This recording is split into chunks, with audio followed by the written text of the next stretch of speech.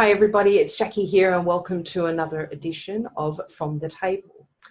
You know, if there's one thing that I could teach you as a tool that would really bring measurable change to your experience in life, then this definitely would be one of them. And today's edition just doesn't refer to one person and one body talk session that I've facilitated over the years. This really is in reference to hundreds of different body talk sessions that I've done.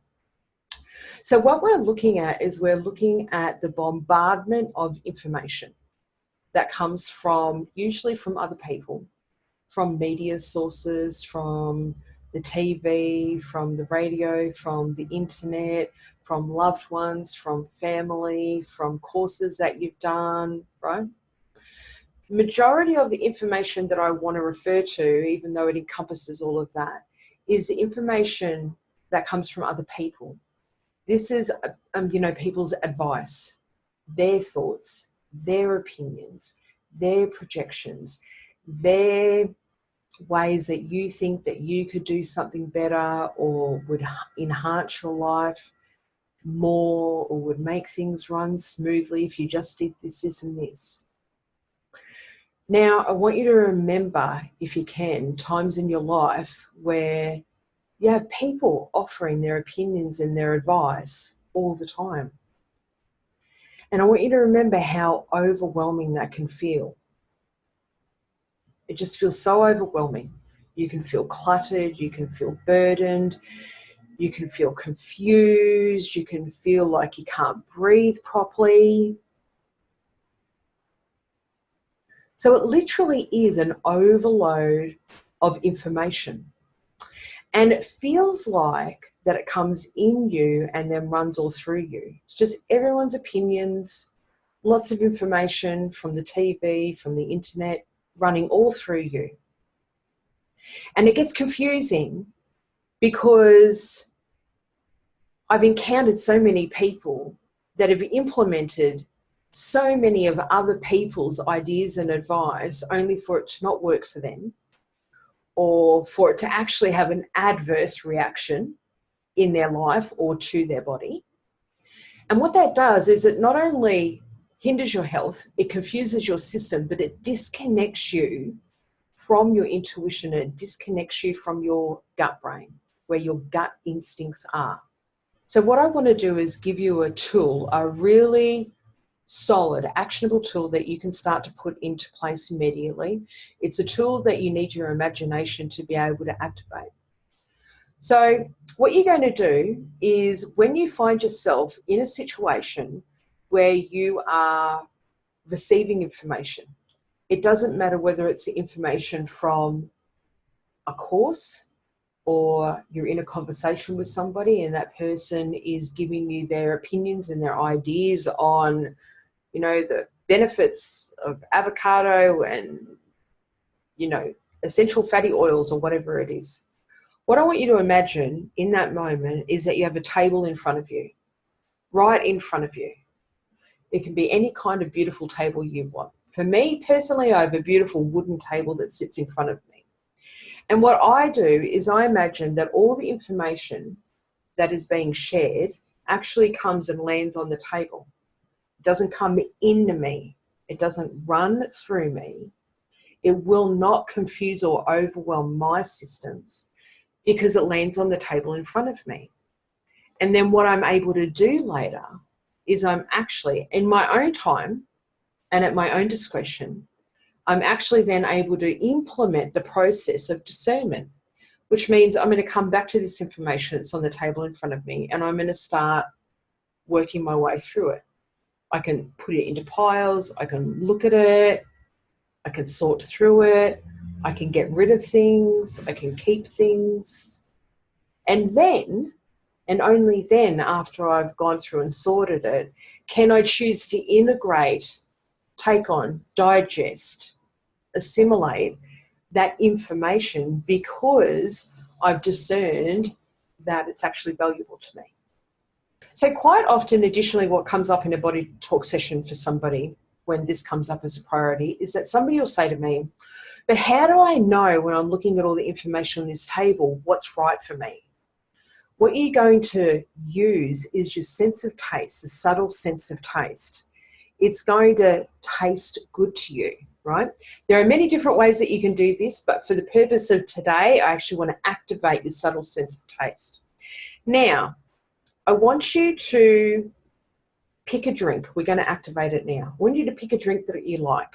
It might be a cup of tea. It might be coffee. It might be water. It might be a particular type of smoothie or a juice, right? And I want you to remember a time in your life, could be just recently, where somebody has said to you, let's use tea as an example. When somebody has said to you, hey, do you want a cup of tea? And I want you to remember, what do you do in that moment? What do you do in that moment when somebody says to you, do you want a cup of tea? You're actually activating the sense of taste, right? And you're pausing, you're taking a moment to go, do you want a cup of tea? If it tastes good to you, if your taste, subtle sense of taste, is ready to receive the tea, then it will taste like yes. It'll feel like a yes. Your answer, intuitively and internally, will be yes. You'll go, do I want a cup of tea? Yes.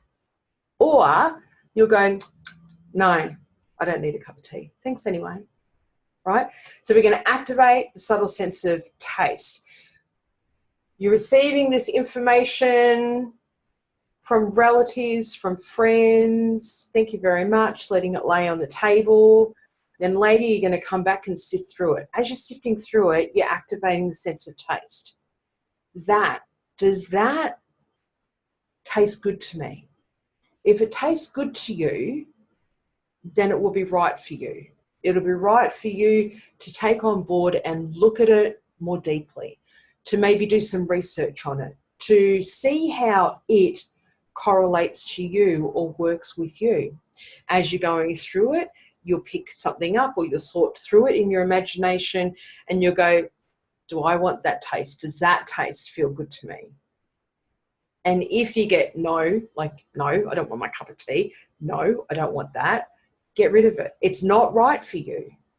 Your intuition makes that really loud and clear and it will never steer you wrong, right? So no, not right for me.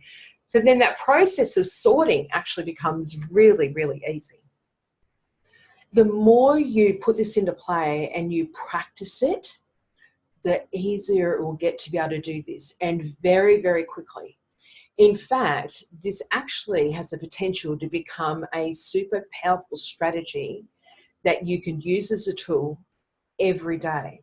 And to give you an example of that, I'm going to take one of my own examples. I recently had a conversation with another healthcare practitioner from a different industry. I was talking to her about some particular movement strategies I was putting for my body into place into my life. She got wildly excited about what I was sharing with her, and she thought that she would share her information with me. So it wasn't necessarily that she intuitively felt like it would be good for me, but because it was something that she was doing and it worked really, really well for her, she thought that I should do it, which is the case for a lot of people, right? When they have success for something, they automatically correlate it with success for you, which is why they push it and project it. Then you should do this, you should do that, right? This is why this process of discernment and being able to filter it on a table in front of you is so, so important, because a lot of it is actually not a priority for you and a lot of it is not important for you. It can actually be harmful, okay? So I was in this conversation with this lady. She was sharing her own experience of this particular healthcare routine that she was doing. She was wildly excited. You could see she was really passionate about what her experience had been. And as she's speaking to me, I actually used the cup of tea analogy, and I activated my soul sense of taste and I applied it to what she was speaking about, and I went, does that feel right for me? Does that taste right for me? And my immediate feeling was no. No. Just like if she'd offered me a cup of tea and I went, no thanks, not right for me. So it was the same thing. I knew immediately in that moment that the information she was trying to share with me was not right for me, which was fantastic because now I don't even have to worry about, you know, retaining the information or thinking about whether it applies to me or having to remember things. And I can really gently disassociate myself from the conversation. So you can then apply it within seconds and know your path forward in those same few seconds. I really dearly would love to know how this works for you and whether you're able to put it into place and activate it. I would really like to know how much easier this makes your life when you're not taking on and running through you all of this sensory information and all of these shoulds and do's and don'ts and, you know, coulda, woulda and all that kind of thing, okay? So if you have any questions from this also, because it's bound to bring up questions, email them through to me, tag me in social media, find me on social media. I'm on Facebook and I'm on Instagram, and ask away. I'm here to help, okay? Until next time, see you soon. Thank you. Bye.